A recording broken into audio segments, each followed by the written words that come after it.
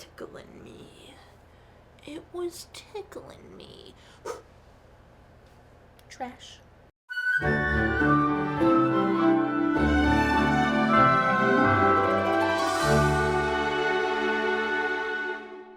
Welcome back to Every Disney Movie Ever. My name is Jess and I'm watching Every Disney Movie Ever. Today I'm going to talk about Angels in the Infield. Angels in the Infield is a 2000 television release. It's directed by Robert King, cinematography by James Gardner, editing by Corky Ellers, music by Ira Newborn, and it's written by Robert King and Garrett K. Schiff. I've covered everybody except Ira and Garrett in previous videos, and they'll be listed and linked in the description. Ira Newborn is best known for 48 Hours, The Blues Brothers, The Naked Gun 2.5, The Smell of Fear, and Ace Ventura: Pet Detective. Garrett K. Schiff is best known for Ruffian, Cobalt, 60, Love and Honor, and this. The film stars Patrick Warburton, Britt Irvin, Kurt Fuller, Rebecca Jenkins, and David Alan Grier. Patrick Warburton plays Eddie, and David Alan Grier plays Bob, and I covered both of them in previous videos that we listed in the description. Britt Irvin plays Laurel and is best known for The Vow, Normal, Big Eyes, and Hot Rod. Kurt Fuller plays Simon and is best known for The Running Man, Anchored Management, Ghostbusters 2, and Midnight in Paris. Rebecca Jenkins plays Claire and is best known for Supernatural, Will Be Wonderful, Interstate 60, episodes of The Road, and Bye Bye Blues. As I'm sure you could tell by the title, we are back to baseball. So we know the first one's about baseball,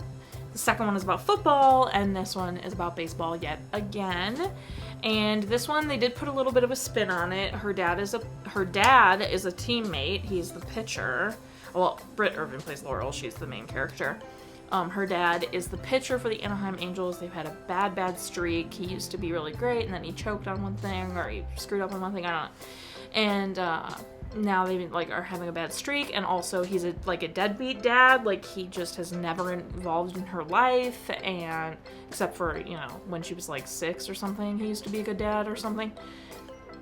And he's a player, and he just it's not great. At the very beginning, the mom is dropping the daughter off and is you get to keep her, and he literally is chasing after the mom, being no, you can't do this, you can't do this. That's how bad of a dad he is. And I don't think that arc is cute. I don't think it's for instance, Big Daddy. He had fatherhood thrust upon him. He had no idea he was a dad, and then he learns over the course. That's a cute arc. We that's fine.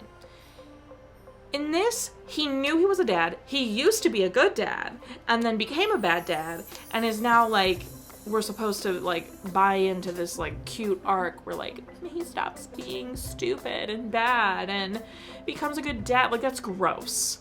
I don't understand. I'm a little bit more mad about this than I thought I was, but I just don't. It was sending the message that if a dad is deadbeat and bad, he can do these few tiny bare minimum gestures and he's back to good dad status. Homeboy just gives her a bedroom. She's in a room in his house that is a workout room, and he just changes it into her bedroom. That's the bare minimum. It's his daughter. She should have a bedroom at his house. That's not some big gesture. And then he makes it to one of her recitals. And that's also not a very big gesture. That's also kind of the bare minimum. You're her dad. Show up for that kind of stuff. I get not being able to make it to every single thing, but to never make it to one is kind of, you signed up for the kid and you support the kid in the thing. That's just how that goes. So, and if he couldn't make it to the recitals, but was involved in every other aspect of her life, that would be different.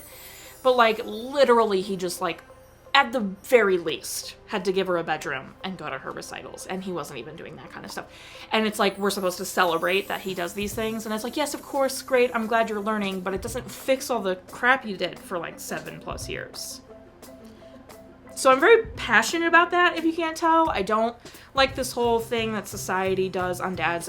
I know Reed and I touched on it a little bit when we were watching Honey, I Blew Up the Kid, or the second one, whichever one that was, where it was look, the dad can't cook, and it's that's not funny. That's really sad, actually. So I don't like that kind of stereotype. I don't think it's cute. I don't think, I don't think it's haha funny, and look, the dad just has to do the bare minimum, and he's a great dad. No. Do the bare minimum because you signed up to have a kid. Do more than the bare minimum, please. Like, be a parent. Anyway, so I'm a little bit passionate about that. I don't like that storyline. The friggin' devil is in this movie. Like, they added the devil into the mix. I don't know. I expected the devil to do a lot more than he did. All he did was, like, create a storm and then, like, whisper some things in some dude's ear. So I was expecting him to wreak a lot more havoc because, you know, he's the devil, but he didn't. Also, he could be seen by, like, everybody. Like, he sat down in the audience and some dude was like, do you want a hot dog? You spent too much time in the sun, because he was all red. And I was like, how come everyone could see him?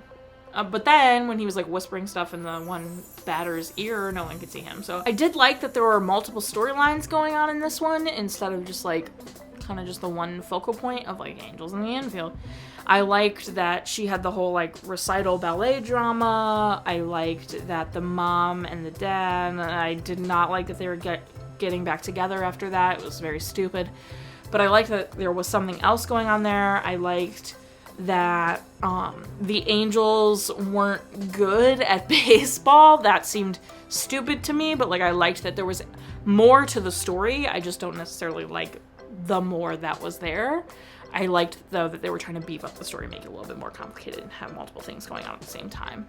And also, what was the last thing I was going to say?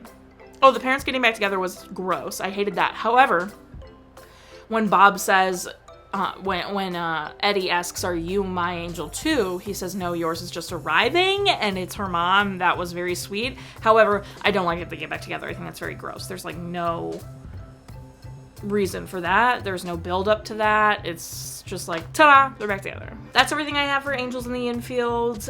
Not great, not horrible, but I think I prefer the second one, and then obviously you very much prefer the first one. My final rating for this is 4 baseballs. I don't know if I've done that. Baseball bats? Out of 10. Our total movie count is.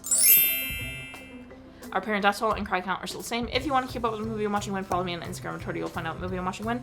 I put out videos every Monday and Friday and sometimes Wednesday. Join Patreon. It is officially not August anymore, so all patron tiers are back to getting what they usually get. But I do have a tier starting at just $1, and you get early access to videos and a coupon code.